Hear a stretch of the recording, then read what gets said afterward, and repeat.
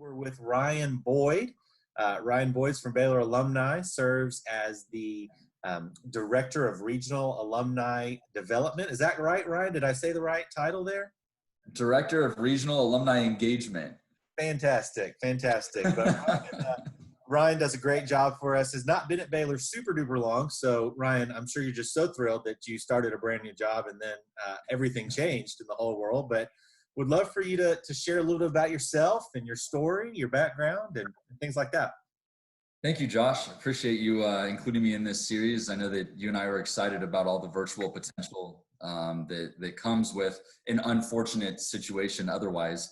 But you're right. You know, I joined Baylor in, I guess it was late October of this previous year. So I'm, going on about a half year or so that I've been working for the university, and love Baylor. Really excited to be a part of the team, and really excited about the potential that's out there to engage our alumni. Obviously, it hasn't gone exactly to plan with some of these things that have come up, but I've been, really, really pleased with the people I've worked with and the alumni that I've met and those types of things. And for me, I'm originally from Denver, Colorado, actually, but most recently I was in Ohio. I was working at Ohio University, also in alumni engagement there. And I was in various positions at Ohio University for about 5 years before coming to Baylor, and moving to Central Texas, and picked up my life and moved it all to the Waco area, and couldn't be happier about it. That's great. Well, tell us what does your job typically look like as the Director of Regional Alumni Engagement? What do you do for the university? Yeah, so in theory, when times are more normal than they are now, my role basically has a couple of primary goals to it. Number one, we're trying to engage as much of the country outside of the state of Texas as possible. We, of course, have members of our team that focus primarily on the state of Texas, but for me, it's everything outside of those borders. And that looks like, events, philanthropy, different ways that we can get people engaged. I know that's kind of a broad word, but what are the ways we can get them engaged outside of the state of Texas? And then the second piece of it, which really goes along with engagement, but it is a big piece of it, is the volunteerism. I'm constantly looking for alumni, friends of Baylor, parents, et cetera, that would like to donate some time to the university, or maybe some treasure or talent in the form of mentoring, leading different alumni groups around the country, those types of things that, I only have so much bandwidth, just like you or anybody else. And so I really heavily rely on the really generous people in the Baylor family that come to me and offer up their time, resources, whatever it may be, to better connect Baylor with the rest of the country. Man, that's great. Thank you for doing that. It's been neat for me being in this regional role, and seeing the great partnership with Baylor Alumni, and seeing how we're doing a better and better job of engaging our alumni even outside the state of Texas. It's certainly exciting to see, for sure. So thank you. So what does your job, that's how it typically looks, right? What does it look like now? How has it been? And what does your job look like these days?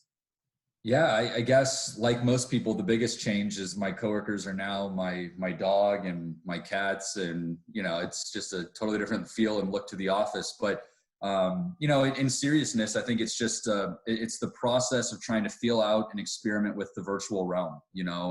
To be clear, that we're not excited about that, and we're not wanting that to be the case. But for now, that's what it has to be. So it's a lot of virtual communication in terms of video meetings, phone calls, emails with all of my volunteers around the country, hopefully some of which probably will get to tune into this video. And I appreciate them, as they deal with some of the challenges, of the coronavirus, but they still have remained committed to Baylor. So virtually connecting with them. And then we're really starting to experiment with the virtual event series, for example, we're going to have an event in partnership with Baylor in Washington that's coming up, where President Livingstone's going to be a part of that. And we're also working with a couple of deans around Baylor University that are going to host some virtual events. And, all of that we'll be sharing across social media and sharing in emails and things like that. So there's more to come. But I think the month of May in particular is going to look very virtual on our end. And there's going to be a lot of cool ways to connect, just not in the way that we're familiar with. Yeah, that's exciting. So I'd imagine, obviously, those are going to be online. A benefit, not what we wanted, but a benefit is we could go back and watch those later, I assume, right? I mean, that could be kind of neat. Yeah, exactly. So it's, it's the uniqueness of, I think, two things. Number one, in a lot of ways, there's a multi-platform streaming ability. So we're going to go with, I think Zoom will probably be our go-to for a lot of these virtual events, but Zoom has a cool feature that allows you to also stream live on Facebook, for example. So there's going to be multiple different ways to view the content live. And then, like you said, there's going to be that secondary opportunity to watch it after the fact, whether it be on social media, where we'll share those videos, or we're going to have a place on our website where we'll keep all that content as well. So, you're right. It doesn't look like normal. And of course, there's something to be said about the in-person engagement. We all love that. And that's why we love being Baylor Bears, because of how kind of easily we can all engage with each other in person. But for right now, I think this is a really nice alternative. Yeah, no, that kind of leads to my next question, but how best can Baylor alumni connect with the university right now? Yeah, so I think from our perspective, there's a couple of different ways to do that. Number one, this is kind of an obvious one, but social media is a big part of it. I think people, working from the home office, there's a lot of opportunity to accidentally end up on Facebook or Instagram or some of those things, and we do have. The university as a whole, of course, has a presence, but so does Baylor Alumni. So if you were to search just Baylor Alumni on Facebook or on Instagram, you would find opportunities to connect directly with us. We also, though, we actually have Facebook groups in a lot of our bigger cities or bigger markets. So, for example, obviously, you being in Atlanta, we do have a Baylor Alumni of Atlanta Facebook page, where we have opportunities to bring together people of similar markets, similar interests, et cetera. So find us in those ways would be kind of the starting point. We also would obviously direct people to our website and to the Baylor website in general, with different updates that are being produced regularly. Again, whether it's us, whether it's the development team, whether it's the university at large, there's a lot of content there.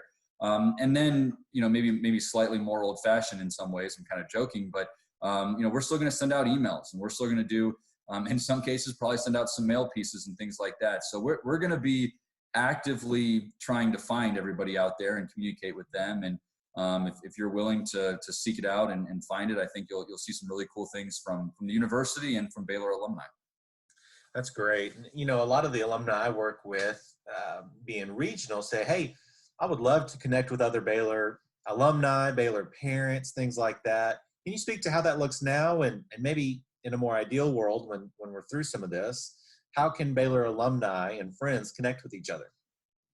Absolutely. Yeah. So I think right now we're producing a handful of different ways to do it in a virtual realm. And also just some ways to give back in terms of giving back some time where you're maybe not connecting directly with an alumni or with a student, but your efforts are still important. And what I mean by that is one specific example is right now we're doing a postcard writing project for undergraduate admissions, and alumni are encouraged to sign up, and they can contact you, they can contact me, to be involved in that. But we'll send you a package of postcards. You'll have a kind of a template of how to fill those out. And then you'll be able to directly communicate with incoming students to Baylor University, which is a critical part of the recruitment process and obviously the long-term well-being of the institution. So that's one example of giving back some time, connecting with students, but maybe not in a direct way. And then, the other side of it is, again, these virtual events that we're going to create. And again, if you look out for the RSVP pages that will be coming out via email and via social media, some of the events that we'll host will be more of a sit and watch and enjoy type of setting. So for example, I mentioned that Baylor in Washington event. That's going to be more of a discussion between the President Livingstone, and there'll be a moderator and that sort of thing. So really you go to that to watch, learn, listen. But we're also going to be advertising events. For example, I'm working with the Dean of Social Work, John Singletary, on doing an Enneagram personality test workshop. And that's going to be a very, very interactive opportunity to meet people in a virtual way and learn from each other. So, again, it's all about keeping your eyes out for what we send, and then RSVPing for those things, because you will meet alumni, and in many cases, alumni in your area at these different virtual events. And then ideally, Josh, you and I talked about this a lot right before the coronavirus, that, ideally, as soon as this passes, maybe this summer or in the fall or whatever that timeline may be, you and I will work together to make sure that these different regions are engaged through actual in-person events, and that's one of the best parts about our partnership is yourself and others that are in the regional roles. They can help me being in Waco. They can help me know which audiences to engage and where we can engage them. And, we'll get lunches and dinners and fun events on the calendar as soon as it's safe to do so. Man, that's great. One of the questions we're always asking in this interview series and trying to ask as we connect with other folks on campus is what different ways can we help you accomplish your mission? What needs do you have? You certainly mentioned the admissions postcard project, and what are some of the big needs? What are some ways that we can help you as Baylor alumni? Well, I would say, Josh, that, and I genuinely mean this, one of the things that has impressed me most about coming to Baylor has been the generosity of the alumni and frankly, of the parents and students. I mean, it's a really unique community. You know that. I mean, you're a Baylor Bear, at heart. And I, not a graduate, but certainly I've embraced it very much and appreciated the type of people that we have. So you got to Baylor as quick as you could, right? That's exactly right. Exactly right. And I came, until now, it was a great year, with the success of volleyball and football and I mean, the fundraising success and all these amazing projects. I mean, it really is just an amazing place. And obviously we were disappointed by, the coronavirus, but we understand what it is. But to answer your question, it's all about finding ways to give back in whatever way you can. So I think, there's obviously the option and a really important option of giving back financially to the President's Excellence Fund. If you were to go to baylor.edu/give and then type in the President's Excellence Fund, that is something where, and I'm sure that, you've been outspoken about this as well, but it's a chance to help students that are in really need right now. They need that money to get through hardships, to make sure that their Baylor experience can continue and that they can go on to be as successful as our alumni are now. So if you have the financial resources, that's a phenomenal way to get involved and help us right now. But again, beyond that, I would love for people to be in touch if they'd like to volunteer more time to writing those postcards or helping us expand our alumni network in Atlanta, North Carolina, Florida, whatever it may be. If you were to reach out to me, I'd be able to immediately put people to work in a way that does not monopolize their time. I'm not asking for a big time commitment. It's just, let's find something you're passionate about and let's put you to work. And again, that's when my job is really flourishing, is when I have a lot of people that I can rely on to donate time, donate resources, donate their talent. But again, it's this great relationship where, we're not taking too much of their time and they're doing something special for the institution. So I'd love for people to reach out and get as involved as they can right now. Man, that's great. Hey, plug the website. Where can we go to find some of this info and find, contact and all that kind of stuff? Yeah. So again, I would, the two places, Facebook is one. I know that's not the website, obviously, but again, find us at Baylor Alumni on Facebook. We're relatively new to the social media world in terms of having our own unique pages. We did a lot in the past of the regional pages and all those types of things, but we're really starting to get into this Baylor alumni social media presence. So I would really encourage people to do that. And then if you go to baylor.edu/alumni, you'll have the opportunity to see our website, our contact information. And I will say we are in the process right now of rebooting some of the parts, some of the portions of the website. So I think, in the next couple of months, it's going to be a really neat interactive website. We're not quite there, but again, if you go there, baylor.edu/alumni, you will be able to find events, contact information, and find ways to give back to the institution. Man, that's great. I definitely want to respect your time. I know you're busy today and every day. Two questions. to close here. One fun, one serious. I did not prep you for the first one. You ready? What's the most bored thing you have done during this lockdown? What's the most bored activity you've engaged in? That's a good question. I'm fortunate, I guess, in the sense that I just moved into a new house. So um, a lot of the activities I've been into are boring but important. So like just yesterday, I was out putting together a weed whacker, to go out and trim the grass around the yard. And I had to do that with a lawnmower a few weeks ago. And these are not things that I consider luxurious or fun or anything like that, but it's all to the benefit of my new place, I guess. That's good. That's good. Well, then, man, how can we be praying for you and Baylor alumni as a whole during this time and going forward? Yeah, well, I appreciate the prayers from anybody. I just last week I had the chance to sit in on a prayer group in Arizona with some friends and alumni, parents, etc. And it always is a rewarding experience to be a part of the prayer groups, and I know how important that is, obviously, to this community and in general. So, right now I think number one, prayers for the just for our leadership, and for the tough decisions they have to make. And I know President Livingstone has been outspoken in saying that as well.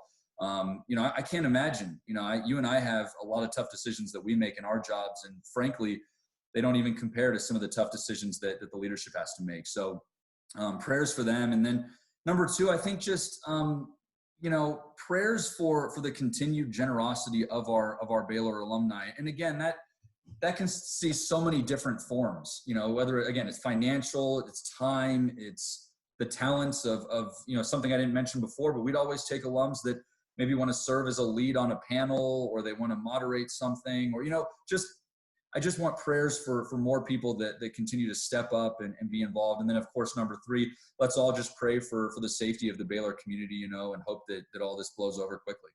Yeah, absolutely. Well, thank you, Ryan. I sure appreciate you taking the time to do this. And, certainly if you're out there watching this as an alumni or friend of the institution, not just alumni, if you're a parent or a grandparent or just someone who loves Baylor basketball, we'd love to connect with you. You can certainly contact me. You can contact Ryan, Ryan_Boyd, BOYD at Baylor.edu, right? So I got one of the complicated ones. Oh, no. Yeah, so I'm Ryan_D as in David _Boyd at Baylor.edu. That's terrible. Nobody's ever contacting you. Contact me if you have any questions, and I'll forward it over to Ryan, and that'll be good. No, certainly. But we appreciate you taking the time today. Hope that you have enjoyed kind of watching this. Keep logging on to the accounts to see any more of these interview series and things that might be going on, but would love to help you any way that we can. Ryan, thank you. Have a great day. Thank you, Josh. Appreciate you. All right, take care.